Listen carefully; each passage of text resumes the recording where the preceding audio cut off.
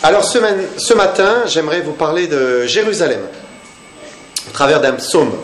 Vous savez que c'est David qui a fait de Jérusalem, Jébus à l'origine, la grande ville d'Israël. Alors bien sûr, c'était sous l'inspiration de Dieu, c'est Dieu qui était en train de conduire toutes choses, mais elle est devenue la ville chérie, la ville protégée, la ville aimée, la ville sainte, et aujourd'hui elle est la ville de tous les débats, puisque Dieu lui-même dit qu'elle deviendrait une coupe d'étourdissement, et c'est le cas aujourd'hui. Mais elle demeure quand même la ville sainte choisie par Dieu, et à l'époque c'était le centre du ralliement du peuple de Dieu, puisque c'est là où Dieu avait choisi d'habiter. Et David avait fait ce choix de Jérusalem comme capitale, probablement aussi aux dépens d'Hébron, parce que Jérusalem était un peu plus centrale en Israël. Et puis ensuite, eh bien, c'est là où fut l'arche de Dieu, donc la présence de Dieu qui était là. Et puis après, plus tard, eh bien, le temple de Salomon qui a été construit. Et donc c'était le lieu central de la vie religieuse. C'est là où on venait pour adorer l'Éternel, le Seigneur Dieu qui avait créé toutes choses. Alors on comprend que David, qui aimait Dieu, aimait aussi la ville que Dieu s'était choisie, Jérusalem. Et on va lire ensemble le psaume 122, et c'est un psaume où David fait l'éloge de Jérusalem et exprime ses sentiments vis-à-vis de cette ville. Psaume 122.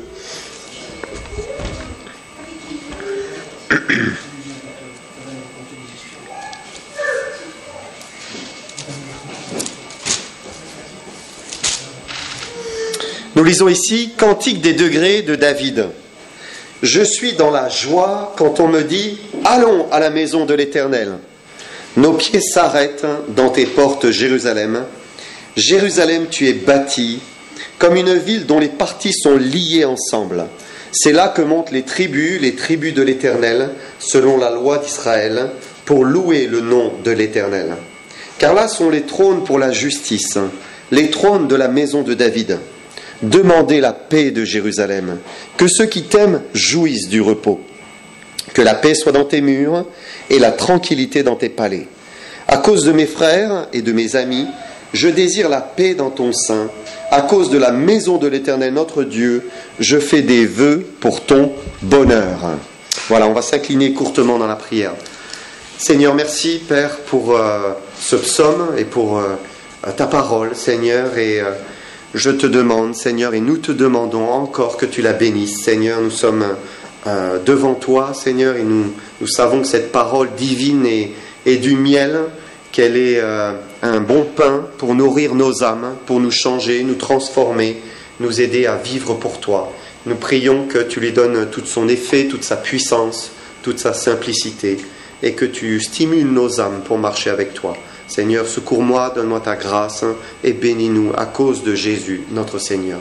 Merci Seigneur. Amen. Donc ce psaume fait partie des cantiques chantés à l'Éternel lorsque l'on venait pour l'adorer. C'est un cantique des degrés. Les degrés, eh bien, ça pouvait être les marches. Et donc, quand on montait les marches du temple, eh bien, on pouvait chanter ce cantique. Mais aussi, Jérusalem est en hauteur, dans les montagnes. Alors, eh bien, quand on montait à Jérusalem, on pouvait aussi chanter ce psaume. J'ai de la joie quand on me dit « Allons à la maison de l'Éternel ».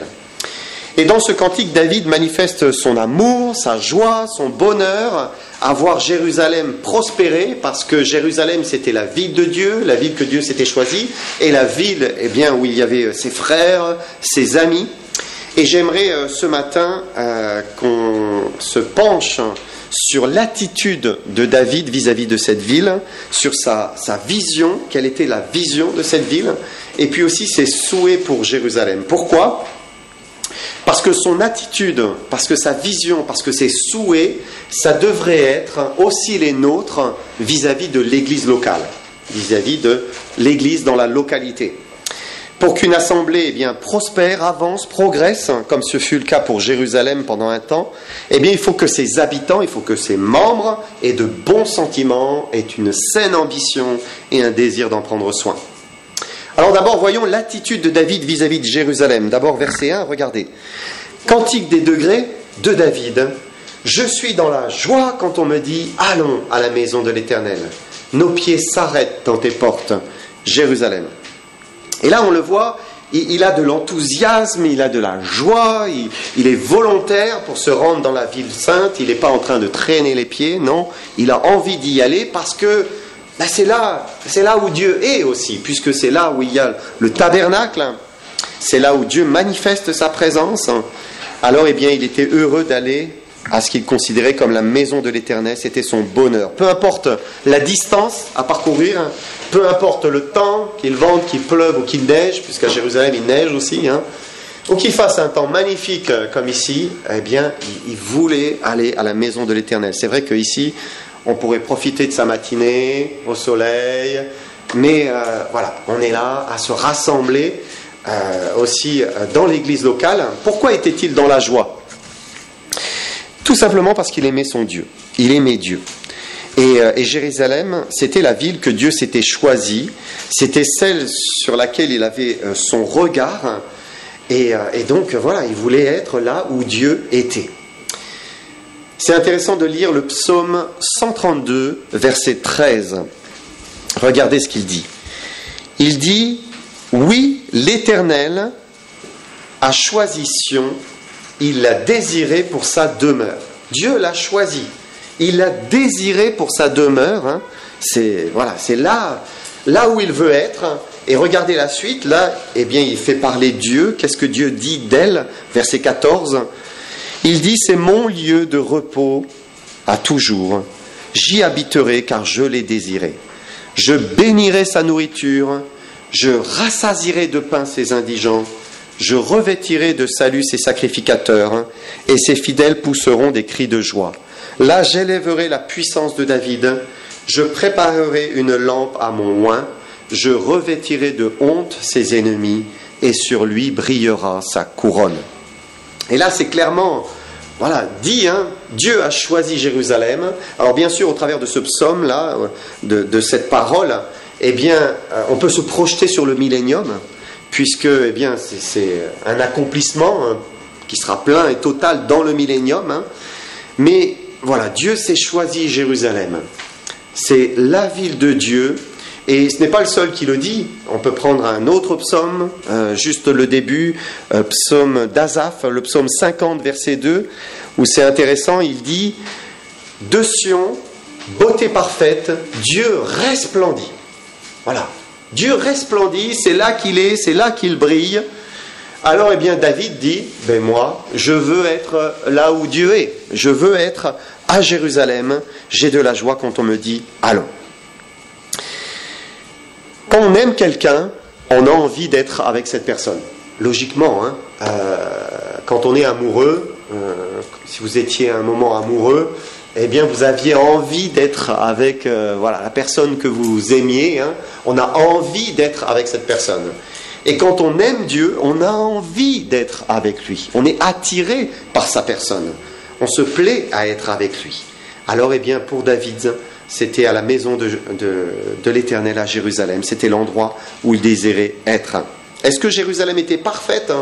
Est-ce qu'elle était remplie de juifs intègres, pieux, fidèles, parfaits ? Non, au contraire. Quand on regarde Jérusalem, c'est plutôt le témoignage de la grâce de Dieu. Parce que vous regardez le peuple d'Israël, eh bien, dans le passé, vous ne voyez que désobéissance, infidélité, rébellion. Et pourtant, Dieu choisit Jérusalem. Il dit, c'est la ville de mon peuple, c'est là où je veux être. Et donc Jérusalem, c'était un témoignage de la grâce de Dieu. Et donc David voulait y être aussi. Il voulait être là où Dieu était. Alors, eh bien, j'aimerais faire le parallèle avec l'église locale. Parce que l'église locale et les églises locales, malgré toutes les imperfections et toutes les faiblesses, ça c'est une réalité, eh bien c'est aussi là où Dieu a choisi d'être. Dieu est dans l'église locale, et dans l'église, je ne parle bien sûr pas du bâtiment, mais dans le rassemblement des croyants. Dieu est là, il est au milieu de nous. parce que c'est là où on reçoit un enseignement, la parole de Dieu, parce que c'est là où on loue l'Éternel, on voit le psaume, parle de louanges, on chante des cantiques qui sont inspirés, et puis c'est là aussi où Dieu est au travers de ses enfants, où on le voit, et on peut recevoir de lui au travers de tous ses enfants. Quand plusieurs se rassemblent, il a promis, il est au milieu d'eux. Alors avec les bouleversements que l'on vit aujourd'hui, depuis 6 mois, on peut dire que les églises locales ont été fracturées. Je ne sais pas si dans vos diverses villes, ils ont repris les cultes. Oui, vous aussi? Bon, très bien. Je connais des églises, et même ici, où les cultes n'ont pas encore repris. Mais ça fracture quand même. Je ne sais pas, est-ce que vous avez pu reprendre les cultes avec la totalité des membres? Oui. C'est une bénédiction. Soyez bénis de l'Éternel. Mais vous êtes bénis quand même. Et vous aussi, avec la totalité? Avec les vacances, ça c'est pas... Avec les vacances, ça s'arrange pour l'instant. Oui, c'est ça, parce que vous étiez moins nombreux. Eh oui, bien sûr. Et non, vous voyez, nous ici, on fait 2 cultes. On était assez peu au premier culte, là, et il y a quand même une souffrance. Ça a fracturé, en quelque sorte, les églises. Certains ne sont toujours pas retournés dans leur église locale depuis le confinement, ça arrive. Certains ont peut-être pris goût à la matinée du dimanche matin, pour dormir un peu plus longtemps, c'est possible. Peut-être aussi d'autres, ça leur a permis d'aller écouter d'autres prédications, et c'est toujours bien de s'édifier, de s'enrichir. Mais le plan de Dieu, selon les Écritures, c'est l'église locale. C'est clairement l'église locale, c'est-à-dire le rassemblement des enfants de Dieu dans un même lieu, dans la localité. Alors la technologie, elle permet bien sûr aussi une présence virtuelle. Les uns et les autres, on a goûté à Zoom pour pouvoir se réunir, mais ça déshumanise quand même le corps de Christ, et on perd la richesse de l'église locale. Et c'est une chose que de se regarder au travers d'un écran, et qu'on peut couper si on veut, ou couper le son, et c'en est une autre que d'être dans une assemblée, où là on est rassemblés au même lieu, où on écoute la parole de Dieu qui est prêchée. À l'église, vous ne pouvez pas couper le son du prédicateur, vous êtes obligé de l'écouter, vous ne pouvez pas faire un arrêt sur image, dire je regarderai peut-être plus tard. Non, on est obligé d'écouter jusqu'à la fin. Et c'est ce que Dieu a voulu. Parce que Dieu veut nous parler. Il veut nous parler par les Écritures, c'est sa volonté, même quand ça nous dérange. Dieu a choisi de nous parler par la folie de la prédication. Et venir dans une église locale, c'est se placer, choisir de se placer là où Dieu nous veut et là où Dieu a choisi d'être avec ses enfants. C'était à Jérusalem pour les Israélites à l'époque de David, et le chrétien vient rencontrer son Dieu, ses frères et sœurs dans l'église locale. Et il faut se rendre compte qu'il y a un lien certain entre le rassemblement des enfants de Dieu et notre amour pour Dieu. Il y a un lien, c'est certain. Lorsqu'on est en bonne santé spirituelle, en bonne communion avec le Seigneur, on a envie d'être avec les frères et sœurs. On veut être avec eux, c'est parce que ça vient de Dieu, c'est Dieu qui nous y pousse, par le Saint-Esprit qu'il a placé en nous. On est dans la joie quand on nous dit « Allons à la maison de l'Éternel ».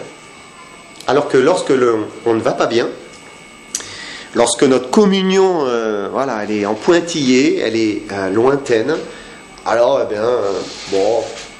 tout devient un peu difficile, et puis on n'a plus trop envie forcément d'être avec les frères et sœurs. Je lisais dernièrement en famille un Jean, et il y a ce verset qui dit « Nous avons de lui ce commandement que celui qui aime Dieu aime aussi son frère. » On ne peut pas dire « j'aime Dieu » et ne pas aimer ses frères, et ne pas avoir envie finalement de retrouver son frère, sa sœur. Et on ne peut pas dire qu'on aime Dieu si on n'a pas envie d'être avec ses frères et sœurs. Ça veut dire que si vous n'aimez pas vos frères et vos sœurs, la racine, ça vient d'un manque d'amour pour Dieu. Si vous aimiez plus Dieu, alors vous aimeriez plus vos frères et sœurs, parce que c'est quelque chose que Dieu nous donne. Et c'est finalement en cherchant à aimer Dieu, en cherchant à le connaître, en cherchant à le choisir chaque jour, à s'attacher à lui, qu'alors il y a un miracle qui se produit. On aime nos frères et sœurs. Et c'est ce que dit encore Jean. Il le dit en 1 Jean 5, verset 2.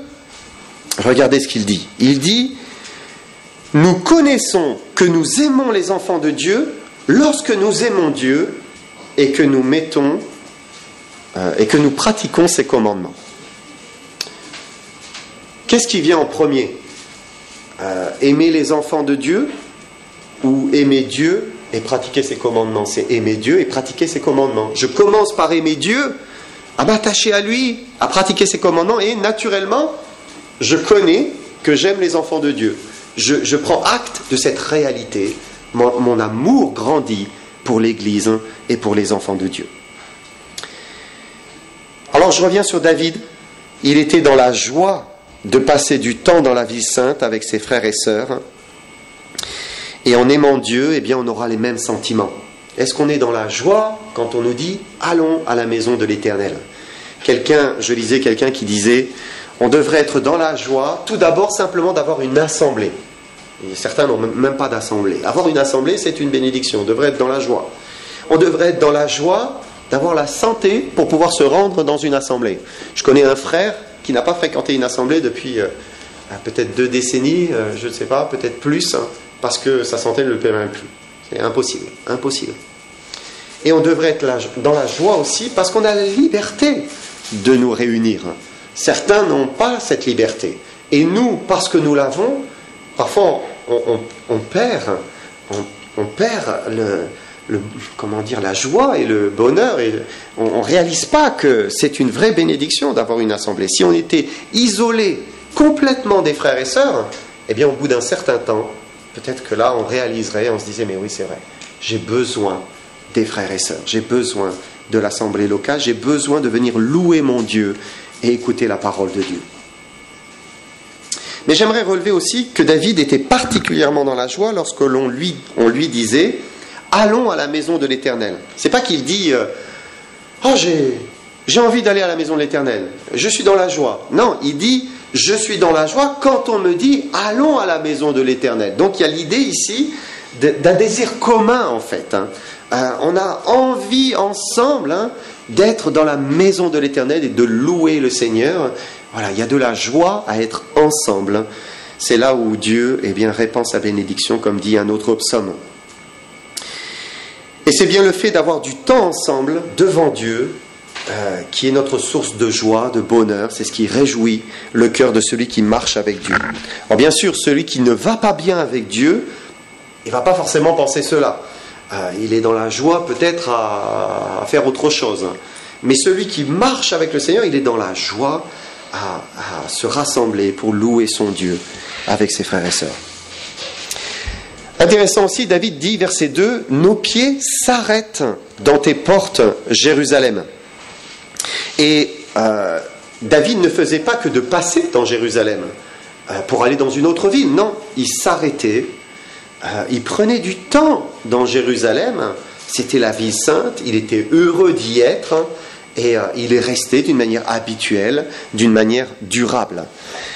Et c'est là son attitude vis-à-vis de Jérusalem, de l'assemblée qui s'y trouvait, et ça devrait être aussi notre attitude vis-à-vis d'une église locale. On y entre, on y demeure, on la choisit, on y reste. L'église, ce n'est pas un couloir. Aujourd'hui, vous savez, avec toutes nos restrictions, on nous demande, pour ceux qui le peuvent, de faire une entrée, une sortie, pour ne pas ressortir par la même porte. Finalement, ça fait un couloir. Mais l'église locale, ce n'est pas un couloir où on passe et on se croise de temps en temps. L'église locale, c'est un endroit où on est ensemble et d'une manière durable. J'aimerais juste relever l'apôtre Paul dans les épîtres. Vous savez qu'il fait souvent des salutations.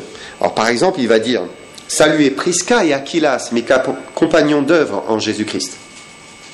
Saluez aussi l'Église qui est dans leur maison. Saluez Épaïnette, mon bien-aimé, qui était pour Christ les prémices de l'Asie. Saluez Marie, qui a pris beaucoup de peine pour vous. Saluez Andronicus et Junias, mes parents, mes compagnons de captivité. Saluez Amplias, mon bien-aimé dans le Seigneur. Saluez Herbin, notre compagnon d'œuvre en Christ. Et Stachys, mon bien-aimé. Mais pourquoi pouvait-il dire cela?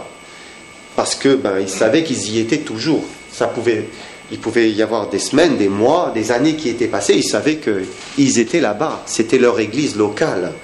Et donc, nous, de la même manière, Dieu nous demande de nous attacher à notre église, d'être dans notre église, de se rassembler dans cette localité d'une manière habituelle.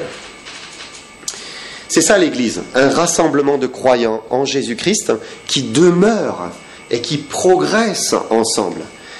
La Bible ne nous exhorte pas à être un vagabond un peu, et à voyager, à être un papillon qui va butiner un coup à droite, un coup à gauche.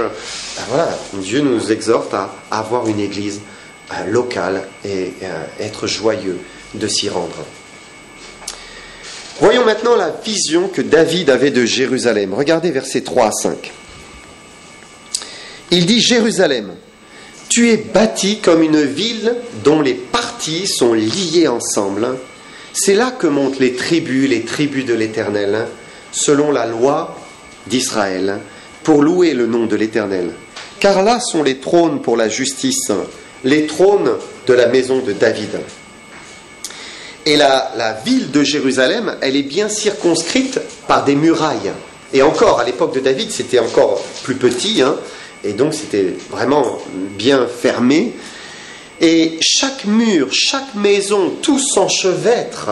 Les poutres, voilà, c'est attelé à la muraille et lié, vous passez sous des porches, et toute la ville est attachée comme cela. Et cette liaison physique, cette imbrication de toutes les maisons et de tous les murs, eh bien c'est bien sûr une image de l'unité.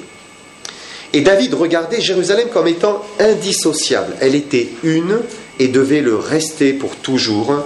Jérusalem représentait le symbole du rassemblement national. Toutes les tribus de l'Éternel montaient à Jérusalem pour louer le nom de l'Éternel. Et c'est une belle image aussi de l'église locale, qui a un corps qui est indissociable. Nous sommes liés les uns aux autres par Jésus-Christ. C'est ce que nous dit Éphésiens 4, verset 16. Regardez, Éphésiens 4, verset 16.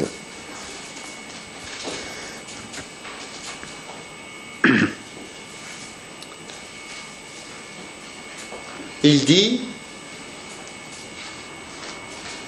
c'est de lui, de Jésus-Christ, et grâce à tous les liens de son assistance, que tout le corps, bien coordonné et formant un solide assemblage, tire son accroissement selon la force qui convient à chacune de ses parties et s'édifie lui-même dans la charité. Et le corps de Christ, l'Église locale, par l'assistance de son Seigneur, forme un solide assemblage. Une autre traduction, la traduction Darby, dit que tout est bien ajusté, lié ensemble. Et les chrétiens d'une église locale sont attachés les uns aux autres, ils sont comme soudés ensemble par diverses choses. On a une liste de choses qui lient en fait les chrétiens en Éphésiens chapitre 4. Regardez, on va lire progressivement Éphésiens 4 à partir du verset 4. Il dit, il y a un seul corps et un seul esprit. Ça, c'est la première chose qui nous lie, et c'est une personne, c'est le Saint-Esprit, qui forme le corps, qui lie le corps ensemble. Si on fait une recherche dans les gènes, on regarde, eh bien, on peut voir telle personne appartient à telle famille, il y a les mêmes gènes. Il y a un lien ici qui est intérieur. Et nous, eh bien, on est liés ensemble, on fait partie d'une même famille parce qu'on a été scellés du Saint-Esprit. Donc si on regarde intérieurement dans nos cœurs, eh bien on voit ce lien qu'il y a entre nous. Nous sommes le corps de Christ. Il dit, il y a un seul corps et un seul esprit, comme aussi vous avez été appelés à une seule espérance par votre vocation. Et là encore, eh bien, on a cette espérance qui est commune, l'espérance du retour de Jésus. On est dans l'attente de Jésus-Christ qui va revenir nous prendre et nous emmener au ciel avec lui. Et puis on a aussi cette espérance d'être transformés à son image. Nous serons transformés tous à l'image de Jésus-Christ. Et on a un but, une direction. On chante « Te ressembler, Jésus ». C'est mon espoir suprême, mon désir suprême. Et forcément, ça lie. On a tous envie de ressembler à Jésus. Et donc, du coup, ça nous lie les uns avec les autres. Il dit ensuite, verset 5, « Il y a un seul Seigneur. » Et bien sûr, nos yeux se portent sur une seule personne, un seul maître que nous avons en commun, une seule tête, Jésus-Christ, une seule autorité. Et quand on est tous sous la même autorité, ça lie, forcément. Quand on obéit tous à la même autorité, ça nous lie ensemble. Il parle ensuite d'une foi. Il dit une seule foi. Alors bien sûr, il y a la foi en Jésus-Christ, mort pour nos péchés, mais la foi en Jésus-Christ, c'est qu'une chose de la foi. La foi, c'est l'ensemble finalement de nos croyances, de nos doctrines, de ce que nous croyons. Et il y a tout de suite cette base, nous croyons tous les mêmes choses. Jésus-Christ, Seigneur, Dieu, le Saint-Esprit, l'espérance de la vie éternelle, le retour de Jésus-Christ, la damnation de ceux qui ont rejeté Jésus-Christ. Tout cela, ce sont des vérités qui sont fondamentales. Donc, les grandes doctrines. Mais après, dans une église locale, ça va même un peu plus loin. Parce que c'est vrai qu'après, il y a des petites choses qui sont secondaires, qui ne vont pas forcément être la chose que l'on met en avant, mais voilà, des petits détails où là, on n'est pas tout à fait d'accord. Mais dans une église locale, nous sommes liés par une même foi. Et nous croyons les mêmes choses, même jusque dans des choses qui sont secondaires. Ça ne veut pas dire que au point et à la virgule, on sera tous exactement identiques. Mais voilà, forcément, on va dans une assemblée où on se sent bien, où on retrouve ces mêmes convictions et où on a une unité en fait. C'est ça qui permet une vraie unité, où on marche ensemble, il n'y a pas de division. Et donc, ça nous lie d'avoir une seule foi, des convictions communes qui nous lient. Une seule foi, un seul baptême. Encore, c'est là ce qui nous rassemble. Nous sommes tous baptisés au nom du Père, du Fils, du Saint-Esprit, ou si nous ne sommes pas encore baptisés, nous le serons bientôt. Mais voilà, nous sommes liés aussi par ce baptême qui est un acte d'obéissance, où on reconnaît la seigneurie de Jésus-Christ dans nos vies, où on vit en fait cette image de la mort et de la résurrection avec lui. Et puis il clôture, il dit verset 6, « Il y a un seul Dieu et Père de tous, qui est au-dessus de tous, et parmi tous, et en tous. » Ça, c'est le lien final de cette liste. Et c'est clair que nous sommes rassemblés et unis parce que nous avons cette autorité suprême au-dessus, notre Dieu qui est au-dessus de tous, parmi tous, et en nous tous. Qu'est-ce qui peut nous unir plus que cela ? Celui que nous aimons, celui que nous servons, que nous adorons, que nous prions, c'est le même. C'est le Père Céleste, forcément. Ça nous unit ensemble. Alors, on peut dire que les membres de l'Église de Christ possèdent des liens qui sont plus profonds même que les liens de la chair. Même, on a plus en commun que dans une même famille, parce qu'on a toutes ces choses ensemble. Et on n'est pas simplement une association, loi 1901, loi 1905, comme le monde nous demande de l'être pour se rassembler, mais nous sommes les membres du corps de Jésus-Christ. Les membres du corps de Jésus-Christ.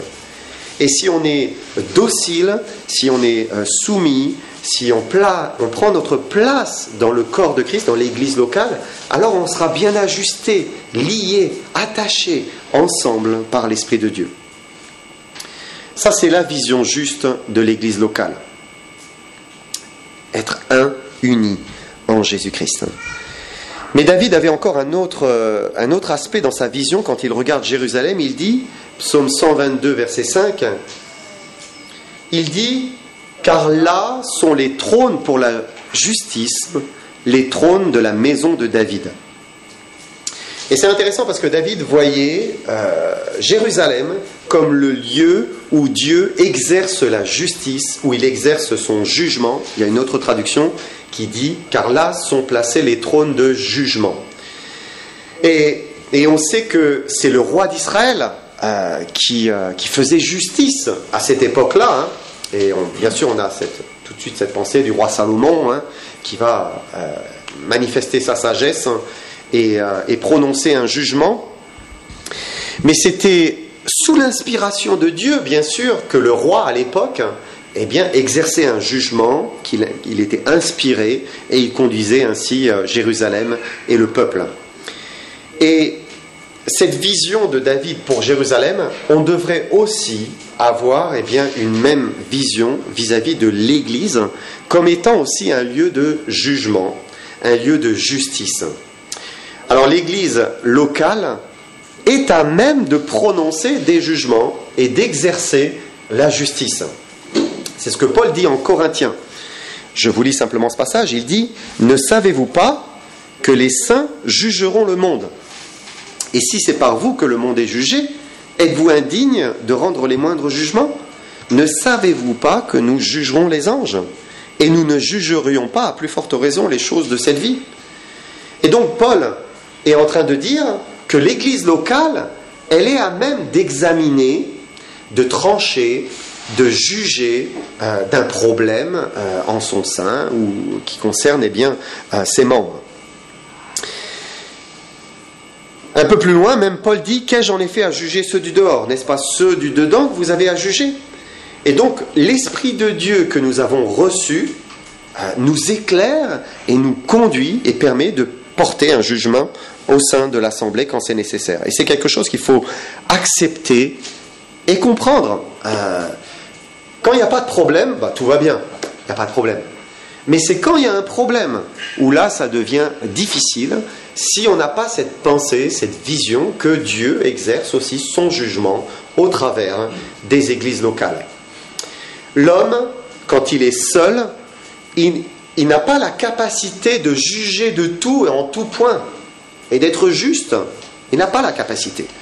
Mais Dieu a donné à l'assemblée locale une capacité de faire la lumière et d'exposer les choses et de régler les problèmes. Et chaque assemblée est composée des responsables, des diacres et de l'ensemble des saints. Et cette assemblée est à même de juger les choses. C'est là où se trouvent les trônes aussi de jugement. Dans une association, je parlais 1901, 1905, dans une association 1901, vous faites partie de n'importe quelle association, si ça ne va pas, mes enfants l'ont fait malheureusement deux fois, je crois, ils étaient partis pour faire du sport et puis ça s'est pas du tout bien passé, puis voilà, qu'est-ce qui se passe ? On n'y va plus, c'est tout, et puis c'est terminé. Mais dans l'église locale, où on est liés ensemble, comme les Écritures nous disent, mais on ne peut pas faire juste comme ça, Il faut une raison qui soit valable pour partir. Et il y a une discipline, et on l'accepte. On se remet en question, on s'humilie s'il le faut, on accepte d'avoir tort, au moins d'y réfléchir, de prendre son temps, de se mettre devant Dieu et dire « Seigneur, sonde-moi, et regarde si je suis sur une mauvaise voie, et conduis-moi sur la voie de l'éternité. » Et on croit que Dieu juge avec justice au travers des frères. Dieu nous dit dans la parole, vous connaissez ce proverbe, « Car tu feras la guerre avec prudence, et le salut est dans le grand nombre des conseillers. » Le salut est dans le grand nombre des conseillers. Et malheureusement, le chrétien peut souvent tout seul, dans son propre jugement, mépriser le conseil, l'avis de l'église locale et de l'ensemble de l'église locale. Il le rejette, il rejette l'analyse, et souvent c'est pour son propre malheur. Alors ça ne veut pas dire que l'église locale est infaillible, loin de là. Il y a aussi parfois des failles, mais la pensée générale, c'est cela, c'est que Dieu inspire et Dieu donne un jugement et la justice au travers de l'église locale. Donc c'est une vision aussi à garder dans son cœur. Maintenant, voyons pour finir les souhaits de David pour Jérusalem. Quels sont ses souhaits? Quels sont vos souhaits pour votre église locale? Versets 6 à 9. Il dit, « Demandez la paix de Jérusalem, que ceux qui t'aiment jouissent du repos, que la paix soit dans tes murs et la tranquillité dans tes palais.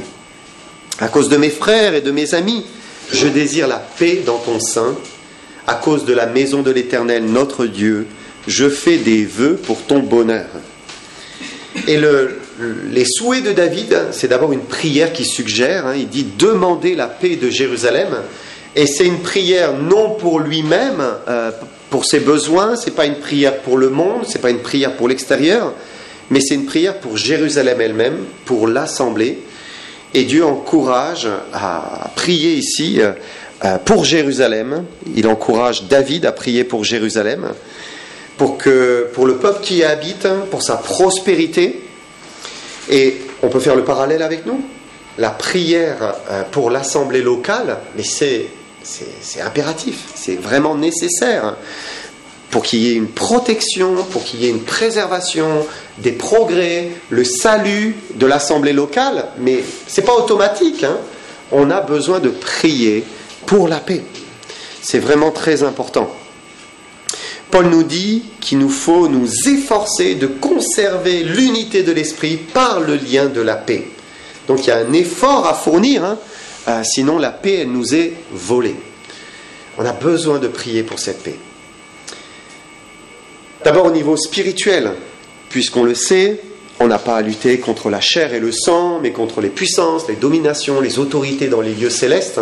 Et c'est sûr que le diable essaie sans cesse de nous monter les uns contre les autres, ou de nous blesser. Ce matin, je ne sais pas pourquoi, je repensais à une situation où j'avais dit une parole à une sœur, et voilà, c'est sorti comme ça. Et là, ce matin, je me disais, mais en fait, en lui disant, j'ai peut-être provoqué une mauvaise réaction dans son cœur. Elle a pu mal le prendre.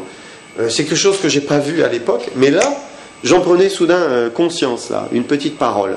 Et c'est vrai que le diable peut nous inspirer, parfois, juste une parole. Et c'est comme ça qu'on divise, qu'on fait du mal, et les liens se distendent. Et on doit prier pour la paix au niveau spirituel, que Dieu nous protège. Prier pour la paix au niveau relationnel, parce qu'on est tous en chantier, on est tous en travaux, on est loin d'être parfait. Alors voilà, demandez la paix de Jérusalem, demandez la paix de l'église locale. Que ceux qui t'aiment jouissent du repos. Et c'est vrai que quand on désire le bien de son église locale, on est le premier à en être au bénéfice.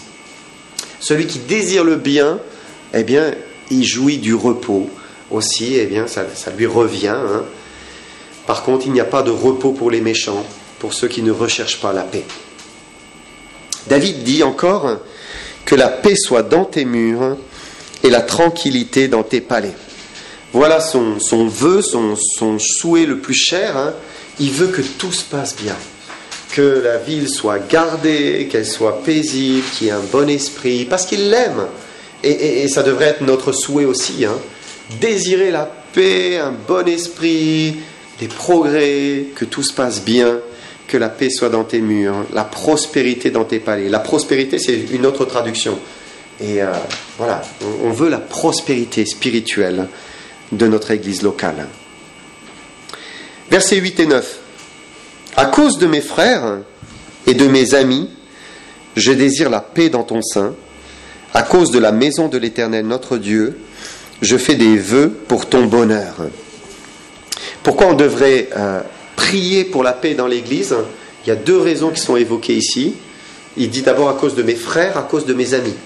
Parce que c'est là où il y a mes frères, c'est là où sont mes amis, ceux que j'aime. Alors, eh bien, je veux la paix, vraiment, qui est la paix, la bénédiction, que Dieu préserve et protège. Mais aussi parce que c'est la maison de Dieu, c'est là où est notre Dieu. Alors, eh bien, voilà, Dieu est là parmi nous, que Dieu bénisse et protège. Voilà, je conclus.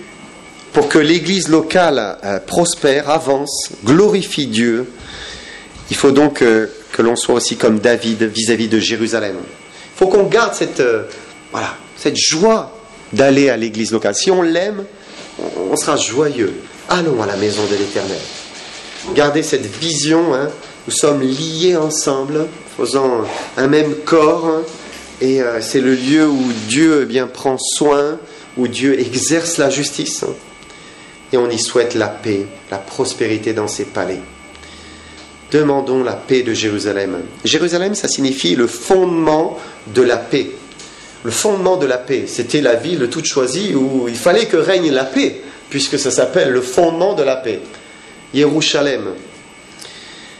Et l'Église, c'est quand même...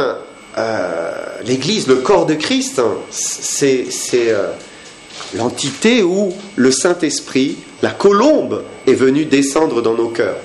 L'Esprit de la paix est venu descendre dans nos cœurs. Et Dieu veut la paix, quoi.